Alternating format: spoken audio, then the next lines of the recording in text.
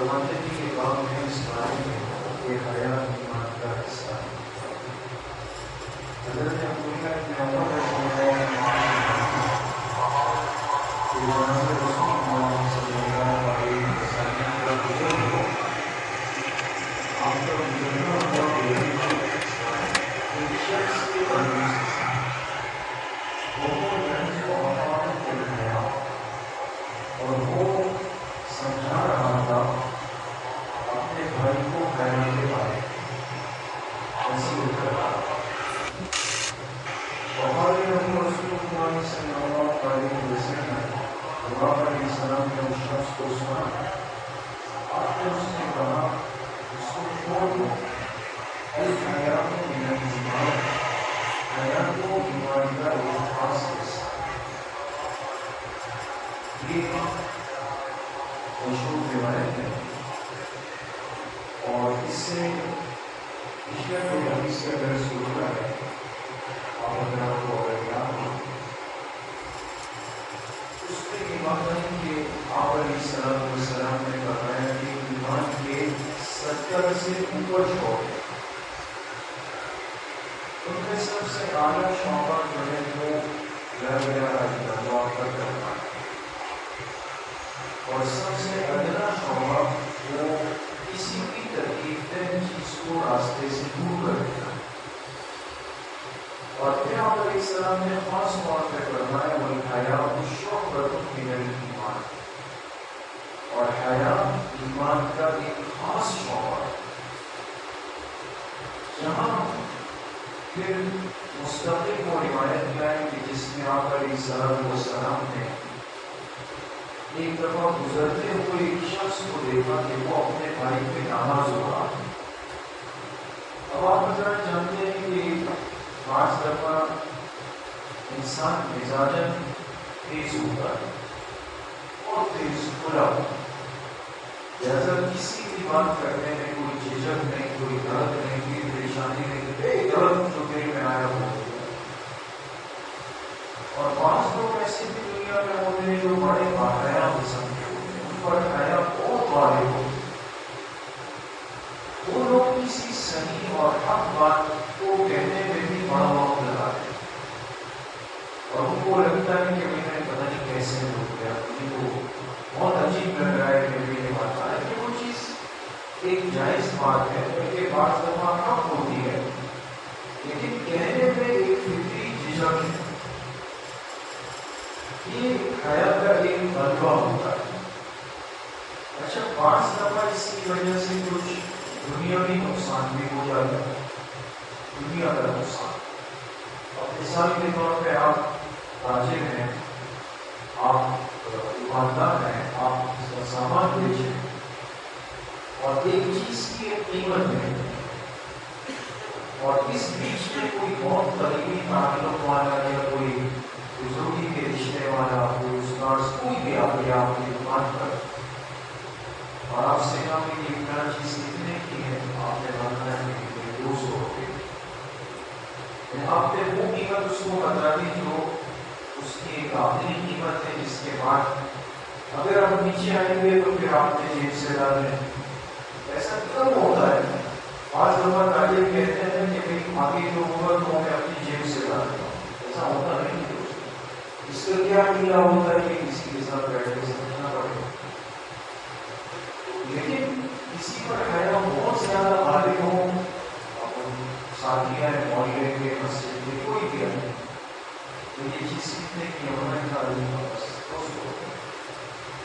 کچھ تو شفقت کرو، کچھ تو ہاتھ ہلکا ہے. اب ہاتھ ہلکا رکھنے کا اور شفقت کرنے کا ایک ہی مطلب ہے کہ اب جتنا نیچے آئیں گے تو اب نقصان نہیں. لیکن یہ اس قدری حیا کی وجہ سے کچھ بول ہی نہیں پاتا. اس لیے جو آپ دے دیں بس آپ قبول کریں. اس نے جن سے 150 روپے نکال دیے.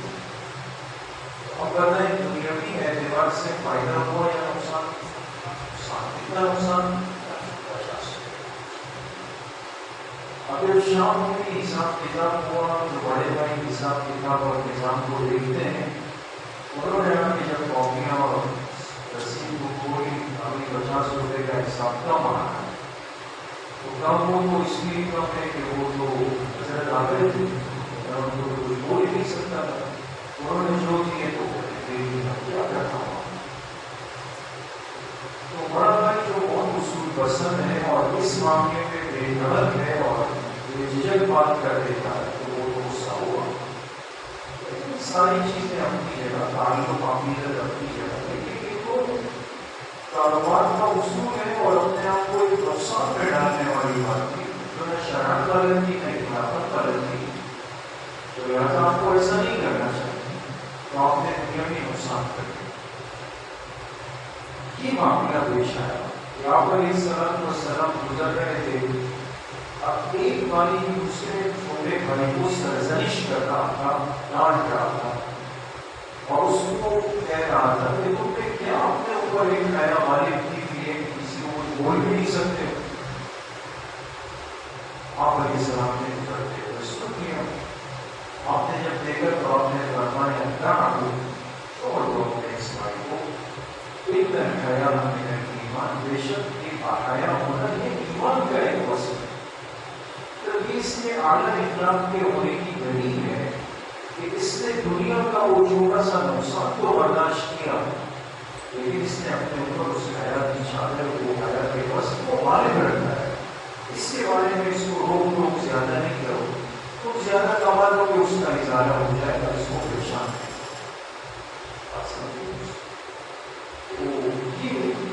حیا کی تعریف بھی ہے اور حیا کی ترغیب بھی ہے، یہ اللہ پاک کو ایک پسندیدہ عمل ہے۔ دوسری جگہ ایک روایت میں آپ علیہ السلام نے بتایا کہ حیا کا سب سے پہلا درجہ یہ ہے کہ بندہ اللہ کی ذات سے حیا کرے، اللہ کی ذات سے حیا کرے۔ اب سوال یہ کہ اللہ سے حیا کیسے ہو؟ آپ علیہ السلام نے خود اس کی وضاحت فرمایا، اللہ سے حیا یہ ہے کہ جو انسان کا سر ہے، سر اور سر یعنی ہمارا دماغ ہے، دماغ میں آنے والے خیالات اور تصورات ہیں، انسان کو چاہیے کہ اپنے دماغ کے تصورات اور خیالات کو پاک صاف کرے۔ پھر فرمایا جو بندے کا پیٹ ہے اور پیٹ میں جانے والا رزق ہے، غذا ہے، جو نوالا ہے، جو نیچے جا رہا ہے، اس بندے کو چاہیے کہ اپنے پیٹ میں اور پیٹ میں اترنے والے ہر چیز کا خیال رکھے، کوئی حرام چیز نہ کرے۔ پھر فرمایا کہ یہ بندے کو قبر میں جانا ہے، اس قبر میں اترنے کے بعد جو مراحل ہیں، اس مراحل کی پہلے سے یہ بندہ تیاری کر لے۔ جس نے ان تین باتوں کا خیال کر لیا، تین چیزیں ہیں، دماغ اور دماغ کے خیالات، پھر پیٹ میں جانے والا رزق، قبر اور قبر میں آنے والے مراحل کی تیاری، ورنہ جس نے ان تین باتوں کا خیال کیا اس نے در حقیقت اللہ کی ذات سے حیا کا حق ادا کیا، یہ اللہ سے حیا ہے۔ اس لیے انسان کے دماغ کی سوچ اگر ناپاک ہے، گندی ہے اور جان بوجھ کے خیالات سوچتا ہے، بری بری باتیں دماغ میں لاتا ہے، بندے کو یہ سوچنا چاہیے کہ یہ اللہ کے حیا کے حق کو ضائع کرنا، یعنی کہ مشکوک رزق ہے، مشکوک معاملہ ہے، مشکوک پیکیج ہے، مشکوک کاروبار ہے، مشکوک معاملہ ہے، قربت کے اسباب اس میں محسوس ہو رہے ہیں، اس کی طرف بڑھنے سے پہلے سوچ لے کہ اگر غلط چیز پیٹ میں اتار دوں گا اللہ کے حیا کے حق کو ضائع کر، یا ایسا ہونا ہے کہ اس کو پتا ہے کہ اللہ پاک اس میں ناراض ہوتے ہیں، وہ عذاب آتا ہے، پھر بھی کر رہا ہے، مقصد یہ کہ قبر کے بارے کی کوئی تیاری نہیں کرنا چاہتا، یہ اللہ سے حیا کے حق کو ضائع کرتا۔ اس لیے میرے محترم دوستوں کو ہمیں اس اعتبار سے اپنی حفاظت کرنی چاہیے۔ کبھی شیطان انسان پر خیالات لاتا ہے، اس قسم کے مشکوک معاملات دنیا میں سامنے آتے ہیں، گناہ کے مواقع آتے ہیں، تو تھوڑی دیر کے لیے ہم سوچ لیں کہ ہم اللہ کی نگاہ میں بے حیاؤں کی فہرست میں شامل ہو گئے، حیا کا حق اللہ کا ضائع ہے۔ اسی طریقے سے ایک اہم بات اس حیا کے موضوع میں یہ بھی سمجھ میں قابل تعریف اور ایمان کی علامت اور نشانی ہے، بشرطے کہ انسان کو حق بات کہنے سے مانع نہ بنے۔ حق بات کہنے سے حق سے مراد وہ ہے کہ اب اگر کچھ ناجائز ہو رہا ہے، حرام ہو رہا ہے، کسی کی ہم تلفی اور عزت کو ضائع کرنے کا منصوبہ بن رہا ہے، اور اس کے باوجود بھی بندہ یہ سوچے کہ کیسے کیا کروں، اگر یہ بات کھولوں گا کسی کو بتاؤں گا تو یہ پھنس جائے، اب وہ غلط کرنے والا پھنسے گا، اس پہ بھی اس کو حیا اور شرم آئے۔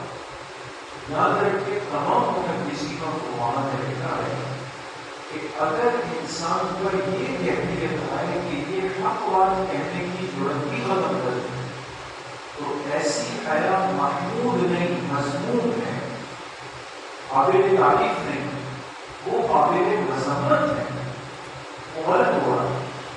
اب مثال کے طور پہ آپ نے دیکھا کہ ایک بندہ وضو خانے میں وضو کر رہا ہے، غلط کر رہا ہے، اس کی ایڑیاں خشک تھی، اس کے ہاتھوں کی مومیاں خشک تھی، یا اس نے مسح کیا ہی نہیں، سر کے بالوں کو نہیں کیا، ٹوپی کے اوپر کر دے، ہلکا سا بھی بال گیلے نہیں ہوئے، آپ کو پتا ہے کہ فرض ضائع ہوگا، نماز ہی نہیں ہوگی اس کی آگے جا کے، لیکن آپ نے سوچا پھر کا پتہ نہیں کیا ہو جائے گا، آپ اس کو اس مسئلہ بھی نہیں بتا سکتے اور اس کے عمل کو درست بھی نہیں کر سکتے، یہ حیا کوئی اللہ ہو جائے نہیں قابل تعریف۔ یعنی کہ نماز کے اندر کوئی غلط ہو رہا ہے، نماز میں کچھ گڑبڑ ہو رہا ہے، اب جیسے مثال کے طور پہ آپ جانتے ہیں کہ حدیث پاک میں بڑی سخت ممانعت ہے کہ جب جماعت کی نماز ہو رہی ہو تو مقتدی امام کی اقتداء کرے، اتباع کرے، اس کے پیچھے چلے، لیکن اگر امام سجدے میں نہیں گیا اور مقتدی پہلے نہیں گیا، غلط لگے امام رکوع سے قومے میں نہیں ہو گیا اور مقتدی ہو گیا، صحیح قوم ہے،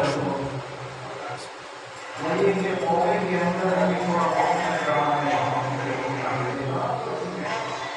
ابھی امام جھکے نہیں سجدے کے لیے اور پیچھے رکوع کے بڑے ہو چکے ہیں، امام سے آگے بڑھ رہا ہے۔ اسی طریقے سے سارے معاملات اور جتنے مجھے حتمی طور پہ جو مسئلہ معلوم ہے ایسی صورت کے اندر مسلمان رہے، وضو پڑھے، نماز پڑھے، روزہ پڑھے، ذکر پڑھے، اس کے بجائے میں اس پہ حیا نہیں کرتا بلکہ میں اس کو درست کرنے کی کوشش کرتا ہوں۔ اب رہ جاتی ہے یہ بات کہ اس عمل کو درست کیسے کیا جائے، یہ غلط آداب ہے۔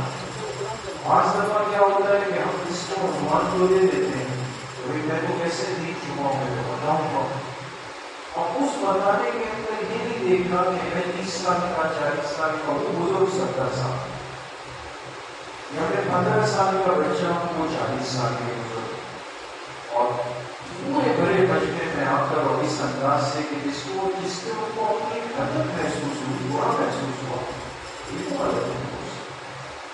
کسی کو دین سمجھانے کے لیے بھی حکمت مطلوب، عمل مطلوب ہے، ترتیب اور طریقہ مطلوب ہے، تو ایک دم سامنے والے پر ہو جائے، ہم اس کو برا لگے، ہم اس کو شرمندگی ہو اور میں دین کی صحیح صورت اس کو منتقل کروں اور اس کو اس حکمت کے ساتھ بات کرنا یہ بہت ضروری ہے تاکہ اس کے معاملات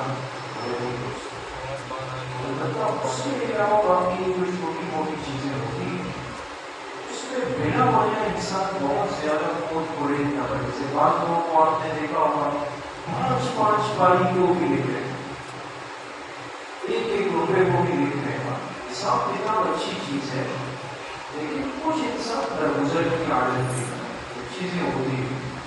آپ آئے اور آپ نے دیکھا کہ آپ کے ملازم نے جو ہے وہ چائے کا کپ پکڑا ہوا ہے، آپ نے کہا کہ آپ کو تو صرف کھانے کی اجازت ہے، یہ 30 روپے کا کپ چائے یہ کہاں سے ہوگا؟ کافی آج بہت سر میں درد تھا، بخار تھا، تو آج چائے پی بھی ہے، اب اس کو چائے پکڑ لیا رگڑ لیا. اب ایک مہینے یا ہفتے میں ایک آدھ مرتبہ اگر کچھ اس طرح وہ زیادہ ہوا چلا ہے گنجائش اور وسعت رکھے. اتنی زیادہ سختی کو اصول پسندی کہنا یہ بھی کچھ بہت مصیبت نہیں ہے. تھوڑا سا انسان نظام میں رعایت بھی رکھے نرمی بھی رکھے اور یہ خود کوشش اور اچھائی کرے. کبھی کبھی بیٹھا ہے اللہ نے آپ کو وسعت رزق دی ہے. شام کا وقت ہے رات کا وقت ہے اس سب کے لیے ہوتا ہے. تو یار سب کو میری طرف سے مالوا ہو جائے چائے ہو جائے وہ بھی ہو جائے. مہینے 2 مہینے میں ایک بار مرتبہ کھانے کا رزق ہو جائے. عید بقر عید میں شب قدر شب برات میں خوشی کے مواقع میں کچھ انعام ہو جائے کچھ ترتیب ہو جائے. یہ دنیا محبتوں کے ساتھ اللہ کے پاک میں بڑھنے چاہے اور تبھی جا کر کے وہ جماعت بنی ہے کہ جو سر کٹانے پہ تیار ہو. اس لیے تھوڑا سا تو انسان اپنے آپ کے اندر مزاج میں رعایت رکھے اور اس اصول کو اپنائے گا. تمہارا فرمایا کہ حیا بھی ایمان کا ایک بہت بڑا شعبہ ہے اور بہت بڑا حصہ ہے. اللہ تعالیٰ مجھے بھی آپ سب کو صحیح عمل